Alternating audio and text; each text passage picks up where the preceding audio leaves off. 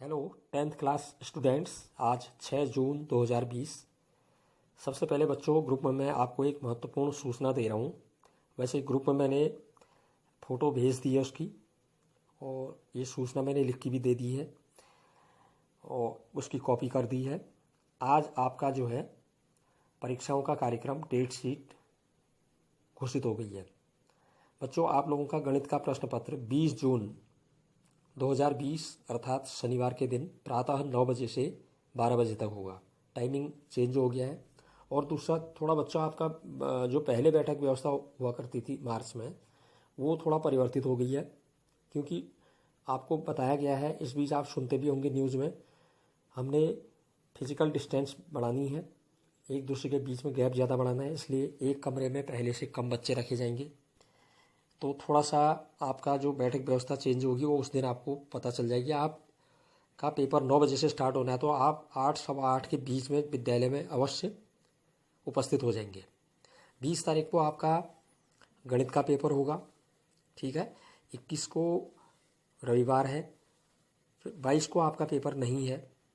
23 तारीख को आपका पेपर होगा। 23 तारीख का जो आपका पेपर है वो सवेरे की मीटिंग में 9 बजे से 12 बजे तक होगा, संस्कृत का, ठीक है। उसमें भी आपको सवा 8 बजे तक विद्यालय में पहुंच जाना होगा, ठीक। सैनिटाइजर है, थर्मल स्क्रीनिंग है, ये सब व्यवस्थाएं सरकार द्वारा कही जा रही हैं। उसमें भी टाइम लगेगा। तो आपके मैंने इसमें डेट शीट डाल दी है बच्चों, उसको देख लीजिए अच्छी तरह से, ठीक है। थोड़ा मेरे बोलने में अगर कहीं गड़बड़ भी हो रही हो तो आप देख लीजिए, मैंने ग्रुप में डाल दी है। और आपके निकटस्थ गाँव में, आपके अड़ोस पड़ोस में 12th के बच्चे अगर रहते हैं तो उन्हें भी आप सूचित कर दीजिए कि 12th की जो परीक्षाएं हैं वो उनका टाइमिंग अलग है, 2 बजे से 5 बजे तक। 20 तारीख को 12th वालों का जो पेपर है वो उनका बचा था, एक तो भूगोल, एक बचा था बायोलॉजी, और एक बचा था संस्कृत। तो जिस दिन आपका गणित का पेपर है 20 तारीख को, उस दिन 2 बजे से 5 बजे तक उनका संस्कृत का पेपर होना है।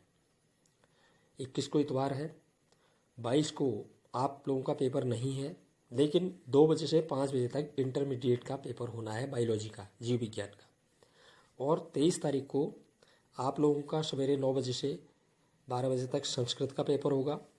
और इंटरमीडिएट का 23 तारीख को शाम के मीटिंग में भूगोल का पेपर होना है। तो आप लोगों के नज़दीक जो बच्चे रहते हैं उनको आप सूचित कर दीजिए। पेपर में वैसे आ जाएगा कल ये, लेकिन फिर भी अपने नज़दीक में आप इस सूचना को अवश्य दे दीजिए। और आप लोग भी अपने क्लास के अन्य बच्चे जो इस ग्रुप में सम्मिलित नहीं हैं उन्हें भी अवश्य ये सूचना दे दीजिए। तो चलिए बच्चों, मैंने कल आपको माध्यिका कैसे निकाली जाती है और एक और बताया था मैंने प्रश्न, तोरण खींचना, ठीक है ना, कम प्रकार का। पहले बारंबारता बंटन सारणी कैसे बनाते हैं और फिर उसका तोरण कैसे खींचा जाता है, ये कल मैंने आपको बताया था। तो बच्चों, मैं एक प्रश्न और बता रहा हूँ जिसमें हमें अधिक प्रकार की बारंबारता बंटन सारणी बनानी है और उसके बाद उसका तोरण खींचना है। और साथ ही मैं प्रायिकता के 2-3 इंपॉर्टेंट सवाल बताऊंगा। प्रायिकता का एक ही फार्मूला है, प्रायिकता, किसी भी घटना की प्रायिकता बराबर घटना के अनुकूल परिणाम बट्टे घटना के कुल संभव परिणाम। तो आप लोग प्रश्न हल कर लेंगे। मैंने पूरा रिवीजन आपका इस 2.5 महीने के भीतर इसीलिए किया है कि आपकी परीक्षा बची थी गणित की।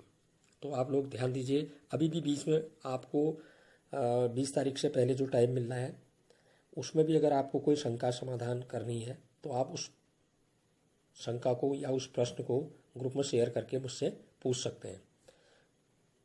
तो बच्चों चलिए, प्रश्नावली 14.4 में तीसरा प्रश्न, जिसमें हमें इस सारणी को जो दे रखी है वो उसे अधिक प्रकार के बंटन सारणी में बदलना है और फिर तोरण खींचना है। प्रश्न है, निम्नलिखित सारणी किसी गांव के 100 फार्मों में हुआ प्रति हेक्टेयर गेहूं का उत्पादन दर्शाते हैं। यह हमें सारणी दे रखी है, उत्पादन की ग्राह प्रति हेक्टेयर में दे रखा है और फार्मों की संख्या जिसे हम बारंबारता कहते हैं वो दे रखी है। उत्पादन जो है वर्ग अंतराल के रूप में 50 से 55, 55 से 60, 60 से 65, 65 से 70, 70 से 75, 75 से 80। इनकी बारंबारताएं दे रखी हैं 2, 8, 12, 24, 38 और 16। तो बच्चों, सबसे पहले हमें क्या करना है, इसमें प्रश्न पूछ रखा है इसने इस बंटन को से अधिक प्रकार के बंटन में बदलिए तथा तोरण खींचिए। अब बच्चों में इसका पहले सारणी जो बनाएंगे हम अधिक प्रकार की, वो कैसे बनाएंगे। अधिक प्रकार का बनाना है तो मैं कल मैंने कम प्रकार का बताया था, तो उसमें मैंने जो वर्ग लिया था उसमें क्या बताया था, उच्च सीमा से अधिक। ठीक है, अब यहाँ हमने अधिक प्रकार का बनाना है तो हमने निम्न सीमा को लेना है प्रत्येक वर्ग की, निम्न सीमा या उससे अधिक ये लिख देना है। अब हम 50 से 55, 55 से 60 ऐसा नहीं लिखेंगे। ठीक है, तो उत्पादन वर्ग में हमारा जैसे पहले वर्ग में निम्न सीमा कितनी है, बाईं तरफ 50, तो यहाँ क्या लिख देंगे 50 या 50 से अधिक। दूसरे वाले वर्ग में निम्न सीमा कितनी है 55, तो वहाँ लिख देंगे 55 या 55 से अधिक। ठीक है, फिर अगले वाले में 60 या 60 से अधिक, उसके बाद वाले में 65 या 65 से अधिक, और उसके बाद वाले में 70 या 70 से अधिक, और लास्ट में 75 या 75 से अधिक। ये अधिक प्रकार का लिखना है, इसलिए इस तरह से लिखेंगे। ठीक है, प्रत्येक वर्ग की निम्न सीमा या उससे अधिक। फिर बारंबारताएं मैं उसी क्रम में लिख दे रहा हूँ, 2, 8, 12, 24, 38, 16। ठीक है, अब बच्चों यहाँ संचयी बारंबारता, जब हम बारंबारता इस बंटन को अधिक प्रकार के बंटन में बदलते हैं तो ध्यान दीजिए, जैसे हम कम प्रकार वाले में हमने क्या किया, पहले वही जो पहली बारंबारता थी वही पहली संचयी बारंबारता ली, फिर पहली संचयी बारंबारता में दूसरी वाली बारंबारता जोड़ के अगली संचयी बारंबारता लिखी, इस तरह से हम जोड़ते चले गए ना। अब यहाँ बच्चों उल्टा है, यहाँ हम सबसे पहले क्या करेंगे, जो सबसे नीचे वाली बारंबारता है कितनी है, जैसे यहाँ पर हमारी 16, उसको हम पहली संचयी मतलब सबसे नीचे वाली संचयी बारंबारता लिख देंगे। जो सबसे नीचे वाली बारंबारता है वो सबसे नीचे वाली संचयी बारंबारता भी होगी। तो 16 है सबसे नीचे बारंबारता, है ना, 75 या 75 से अधिक वाली की, तो वही उसकी संचयी बारंबारता भी होगी 16। संचयी बारंबारता का खाना खींचा मैंने, सबसे नीचे हमने 16 लिख दिया। अब 16 में इससे ऊपर वाली बारंबारता 38 है 16 के ऊपर, इस 16 में इस संचयी 16 संचयी बारंबारता आ गई है, इसमें इसके ऊपर वाली बारंबारता 38 को जोड़ दीजिए, 16 में 38 जोड़ के संचयी बारंबारता में 54 लिख दीजिए। फिर 54 में तीसरे नंबर की बारंबारता जोड़ दीजिए, 54 में कितने हैं तीसरे नंबर में, नीचे से ऊपर को 24, तो ये जोड़ के 78 आ गया। 78 में फिर नीचे से ऊपर चौथे नंबर में कितनी बारंबारता है 12, 78 में 12 जोड़ के 90 लिख दिया। ऊपर को लिखते जा रहे हैं उल्टा, नीचे से ऊपर को। ठीक है, फिर 90 में पाँचवें नंबर पर ऊपर की तरफ 8 है बारंबारता, वो जोड़ दीजिए, 90 धन 8 98। फिर 98 में 2 जोड़ दीजिए 100, तो पहली संचयी बारंबारता 100 आएगी। वो किसके बराबर होगी, इन बारंबारताओं के योग के बराबर। यह अंतर है अधिक प्रकार वाले में। ठीक है, तो अधिक प्रकार वाले में जो पहले हमने बारंबारताएं लिख दी हैं, सबसे नीचे वाली बारंबारता ही सबसे नीचे वाली संचयी बारंबारता होगी। फिर हम सबसे नीचे वाली संचयी बारंबारता में ऊपर को जाते हुए उल्टी ओर जाते हुए नीचे से ऊपर को दूसरे नंबर की बारंबारता जोड़ेंगे, वो लिख देंगे। फिर जो संचयी बारंबारता प्राप्त होगी उसमें नीचे से ऊपर को तीसरे नंबर में जो बारंबारता होगी वो जोड़ के लिख देंगे। इस तरह से जो सबसे ऊपर वाली बारंबारता आएगी वो बारंबारताओं के योग के बराबर होगी। ठीक है, तो ये हमारी अधिक प्रकार की बारंबारता बंटन सारणी बन गई।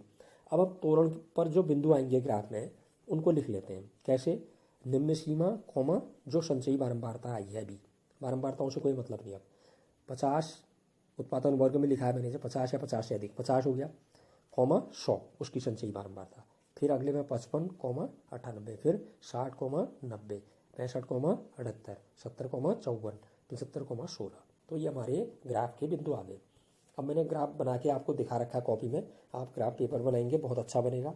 तो हमने नीचे एक्स अक्ष में क्या लेते हैं, कहा था मैंने, कल भी कहा था, वर्गों को लेते हैं।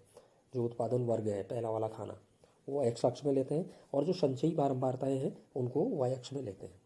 ठीक है, तो वाई अक्ष में हमने संचयी बारंबारता ले ली है और एक्स अक्ष में हमने उत्पादन वर्ग को ले लिया है। और यहाँ पैमाना मैंने ले लिया एक्स अक्ष में 1 सेमी बराबर 5 के बराबर, और वाई अक्ष में 1 सेमी बराबर 20 के बराबर मान लिया है। ठीक है, वैसे मैंने 10 से स्टार्ट किया है, तो मैंने ये पूरा 20 तक का एक खाना है 1 सेमी, फिर 20 के बाद 40 तक 1 सेमी है, 40 के बाद 60 तक 1 सेमी है, 60 से 80 तक 1 सेमी है। तो मैंने उसको पूरे यहाँ 20 तक का 1 सेमी माना है मतलब। ठीक है, तो वो ग्राफ आपके, अब वो पैमाना आप अपनी इच्छा के अनुसार मान सकते हैं। ग्राफ पेपर कितना बड़ा है आपके पास उसके अनुसार इन बिंदुओं को हमने, जो तोरण के बिंदु हैं, यहाँ दर्शा दिए ग्राफ में, जैसे दर्शाते हैं। जैसे हमने 50 को 100 दर्शाना है तो एक्स अक्ष में 50 और वाई अक्ष में 100 की सीध जहाँ पर है वहाँ ए बिंदु लिख दिया मैंने उसको 50 को 100। इसी तरह से B C D E F तक के बिंदु निकाल दिए और उनको मुक्त हस्त रेखा से मिला दिया है, स्केल से नहीं मिलाएंगे। तो इस तरह से हमारा ये तोरण हमने खींच दिया है। तो ठीक है बच्चों, अभी आपको मेरे ख्याल से क्लियर हो गया होगा। एक बार आप 2-3 सवाल हैं केवल एक्सरसाइज के, दोबारा देख लीजिए, नहीं आ रहा तो मैं दोबारा फिर आपको दोबारा बता दूंगा। अब बच्चों मैं आपको प्रायिकता, प्रोबेबिलिटी, अंतिम जो चैप्टर है वो आपने 9th में ही पढ़ा हुआ है, वही चीज़ें यहाँ भी हैं, कोई नई चीज़ नहीं है। ठीक है, प्रायिकता होती क्या है? प्रोबेबिलिटी माने संभावना, मतलब किसी घटना के होने या न होने की संभावना को जो हम व्यक्त करते हैं वही प्रायिकता कहलाती है। ठीक है, और घटना माने इवेंट, कुछ भी हो सकती है, वो कोई भी घटना हो सकती है, उसको हम इवेंट कहते हैं, इसलिए ई से इसको डिनोट किया जाता है। तो किसी घटना ई के होने की प्रायिकता को हम एक सूत्र द्वारा व्यक्त करते हैं। किसी घटना के होने की प्रायिकता पी ई लिख दिया मैंने, पी माने प्रोबेबिलिटी प्रायिकता, कॉमा ब्रैकेट में ई माने इवेंट, कोई भी घटना की प्रायिकता बराबर घटना को ई कहा है हमने इवेंट, तो घटना ई की अनुकूल परिणाम कितने हैं बट्टे घटना के कुल संभव कितने परिणाम है, उससे भाग दे देते हैं, तो हमारी ये प्रायिकता किसी भी घटना की निकल जाती है। अब बच्चों यहाँ पर एक चीज़ आता है समप्रायिक, कभी कभी ये घटनाएं समप्रायिक है नहीं है ये पूछते हैं हमसे। समप्रायिक माने होता क्या है? किसी घटना के सभी परिणामों के प्राप्त होने की संभावना अगर बराबर होती है, समान होती है, तो ऐसे परिणाम समप्रायिक कहलाते हैं। जैसे हम सिक्का उछालते हैं तो हेड आने की प्रायिकता भी 1/2 है, टेल आने की प्रायिकता भी 1/2 है। ऐसे हम डाइस फेंकते हैं, ठीक है ना, तो पासा, तो उसको जो हम फेंकते हैं तो 1 आने की प्रायिकता भी 1/6 है, 2 आने की प्रायिकता भी 1/6 है, 3 आने की प्रायिकता भी 1/6 है, 4 आने की प्रायिकता भी 1/6 है, 5 आने की प्रायिकता भी 1/6 है। ठीक है ना, तो इस तरह से हम ये कह सकते हैं कि ये समप्रायिक है। ठीक है ना। तो प्रारंभिक घटना क्या होती है? ऐसी घटना जिसका केवल एक ही परिणाम होता है, एक से अधिक परिणाम नहीं होते हैं। जैसे सिक्का उछालना, इसमें हेड आने की प्रायिकता, ये प्रारंभिक घटना है। ठीक है ना। अब मान लेते हैं हम पाशा फेंकने में हम कह रहे हैं 1 आने की प्रायिकता, वो भी प्रारंभिक घटना है। लेकिन अगर मैं ये कह दूं किसी पाशे को फेंकने पर विषम संख्या आने की प्रायिकता, तब वो प्रारंभिक घटना नहीं कहलाएगी। ठीक है ना। किसी प्रयोग के सभी प्रारंभिक घटनाओं का योग आप जानते हैं 1 होता है। असंभव घटना किसे कहते हैं? जो घटना घटित ही नहीं हो सकती है उसे असंभव घटना कहते हैं, उसकी प्रायिकता हमेशा 0 होती है। एक निश्चित घटना होती है, निश्चित माने जो घटना होके रहती है, अर्थात जिस घटना का होना निश्चित होता है उसे हम निश्चित घटना कहते हैं, और उसकी प्रायिकता हमेशा 1 होती है। ठीक है। और कभी कभी बच्चों ऐसे सवाल आते हैं, किसी घटना के होने की प्रायिकता हमें दी होती है, उस घटना के नहीं होने की प्रायिकता बताइए कहते हैं। तो किसी घटना के नहीं होने की प्रायिकता बराबर 1 माइनस उसकी होने की प्रायिकता। होने की प्रायिकता को 1 में से माइनस कर दीजिए, नहीं होने की प्रायिकता हमें प्राप्त हो जाती है। अच्छा, किसी भी घटना की जो प्रायिकता है वो 1 से अधिक कभी नहीं होगी। जैसे आपसे कहा जाएगा अगर किसी घटना की प्रायिकता 1.5 है या किसी घटना की प्रायिकता 1.3 है तो ये गलत है, ऐसा संभव ही नहीं है। किसी भी घटना की अधिकतम प्रायिकता 1 होती है, 1 से ज़्यादा नहीं होती है। ठीक है। और किसी घटना की जो प्रायिकता है वो ऋणात्मक भी नहीं होगी, ऋण में नहीं होगी, क्योंकि प्रायिकता जो होती है किसी भी घटना की 0 और 1 के बीच ही होती है, 0 से छोटी नहीं होगी। 0 से छोटा माने ऋण में नहीं आएगी। अगर आपसे कहा जाता है एक घटना की प्रायिकता -1/3 है तो ये गलत है, ऋणात्मक नहीं होती है प्रायिकता। तो ये मेन चीज़ें इसमें प्रायिकता में यही आती हैं।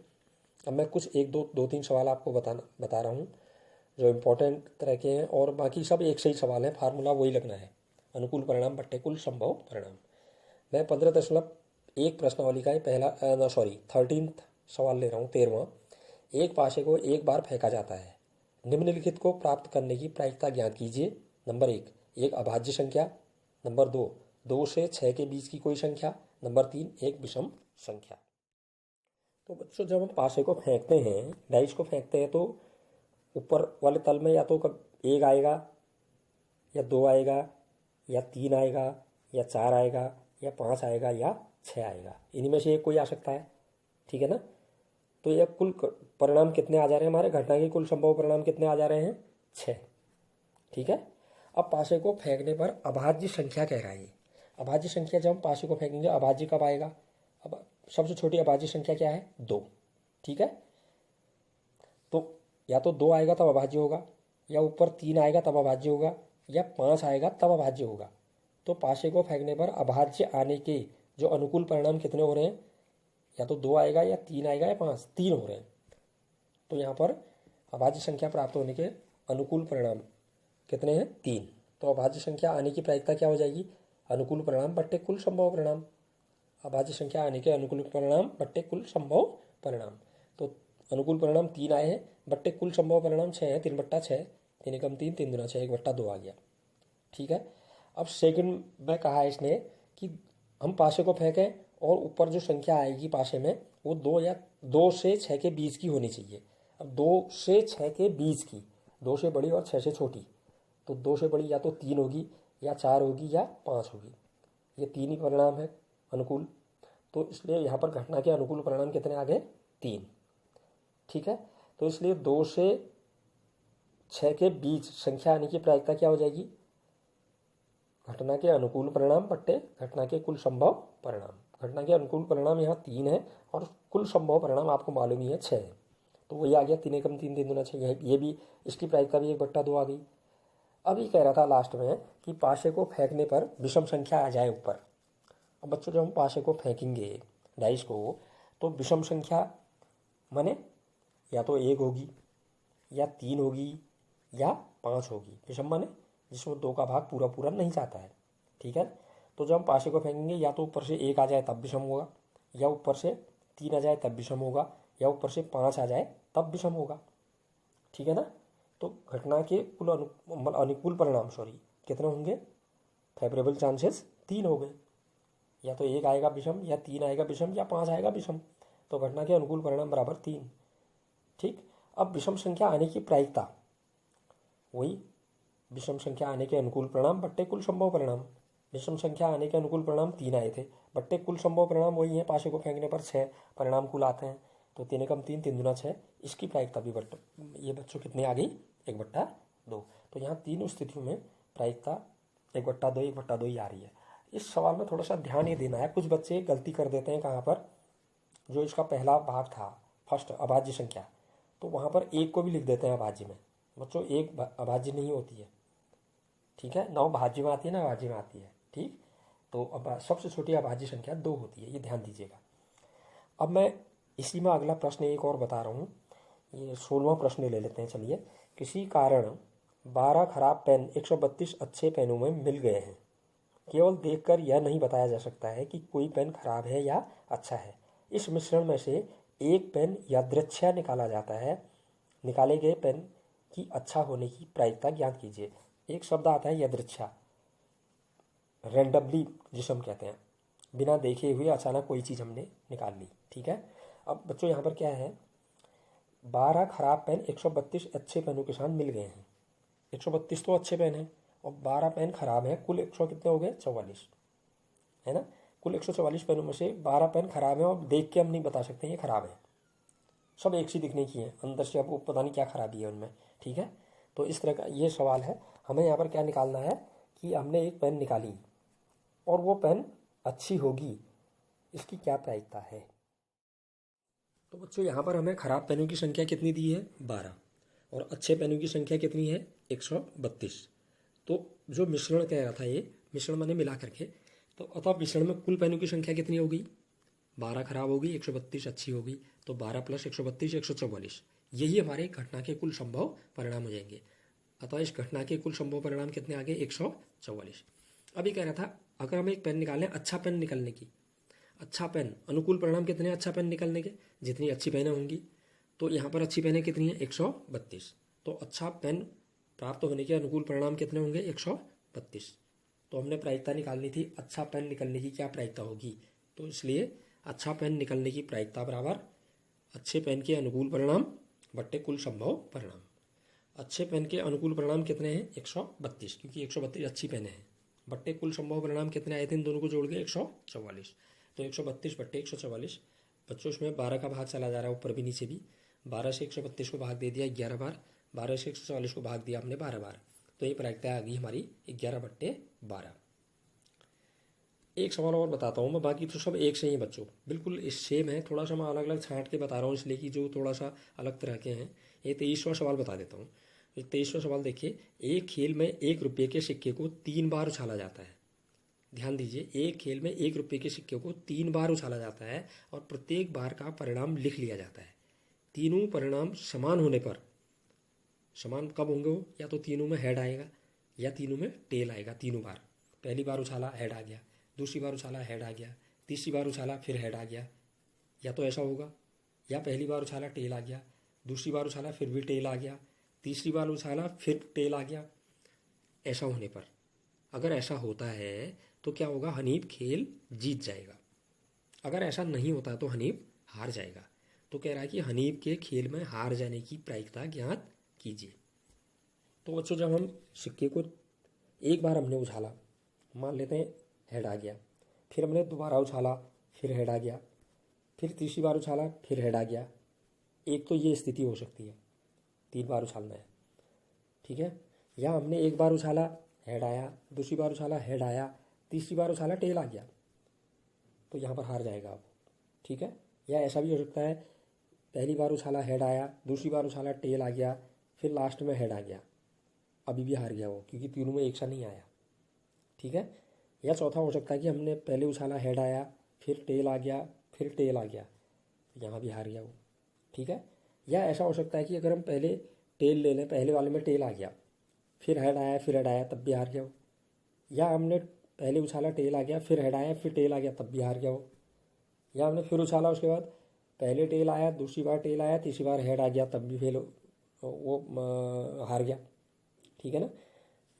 तीसरी लास्ट स्थिति, पहली बार में भी टेल आया, उछाला हमने, दूसरी बार उछाला फिर टेल आ गया, तीसरी बार उछाला फिर टेल आ गया, तो यहाँ जीत जाएगा वो, ठीक है ना। तो ये कुल संभव इतने परिणाम, कुल परिणाम इतने बनने हैं हमारे। कुल संभव परिणाम कितने आ रहे हैं हमारे, ये 1 2 3 4 5 6 7 8, तो कुल संभव परिणाम तो 8 आ रहे हैं। लेकिन जीतेगा कितनी, कहाँ कहाँ पर हो, जब तीनों में या तो एच होगा या तीनों में टी टेल, ठीक है ना, तभी वो जीत सकता है। तो यहाँ पर मैंने क्या कर रखा है, चित को एच मान लिया है, चित माने हेड, उसको एच मान लिया है, और पट माने टेल, उसको टी मान लिया है, ठीक है। और जब हम सिक्के को 3 बार उछालेंगे तो हमारे कुल परिणाम इस तरह से आ रहे हैं, ये मैंने बोल दिए और लिख भी रखे हैं इसमें, ठीक है। 8 संभव परिणाम आ रहे हैं। अब हनीफ अगर जीतेगा, कब जीतेगा हनीफ, जब उसके या तो पहली स्थिति आएगी एच एच एच, तीनों में हेड आएगा, या लास्ट वाली तीनों में टेल आएगा, तभी वो जीत सकता है। तो हनीफ के खेल जीतने के अनुकूल परिणाम कितने हो गए, 2, या तो एच एच एच एक ही हो गया, या टी दूसरा ये हो गया, ठीक है। और घटना के कुल संभव परिणाम हमने गिने थे ऊपर, अभी सब 8 हो गए। इसलिए हनीफ के जीतने की प्रायिकता पहले निकाल लेते हैं। इसलिए हनीफ की जीतने की प्रायिकता बराबर जीतने के अनुकूल परिणाम बट्टे कुल संभव परिणाम।